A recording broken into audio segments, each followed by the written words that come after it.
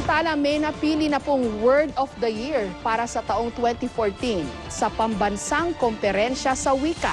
Yan ay walang iba kundi ang salitang selfie.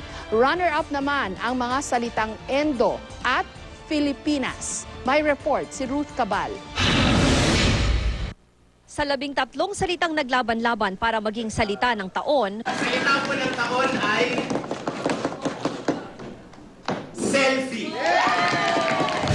bukod sa salitang selfie, kasama sa mga pinagpilian ang mga salitang hashtag, PIDAF, Bossing, Filipinas, Whistleblower, Storm Search, Riding in Tandem, CCTV, PEG, Endo, Kalakal at Imba. Kung iisipin yung popularidad lang ang basihan para sa pagpili, hindi. Buong araw nagpresenta sa pambansang komperensya sa Wika 2014 sa University of the Philippines, Diliman ang mga propesor mula sa iba't ibang universidad, mga artist at eksperto na nag-nominate ng mga salita. Ang diskusyon mula sa pinagmula ng salita hanggang sa kasalukuyang gamit at dahilan kung bakit ito dapat maging salita ng taon. Tsaka nagbotohan ang aabot sa 100 mga delegado sa komperensya. Tinali pa sa harap ng mga delegado ang mga boto. Pilipinas, PIDAF, PEG. Bukod sa botohan, may lupon ng mga huradong mula sa Philippines Institute of Translation at mga eksperto sa wikang Filipino ang namili ng hihiranging salita ng taon.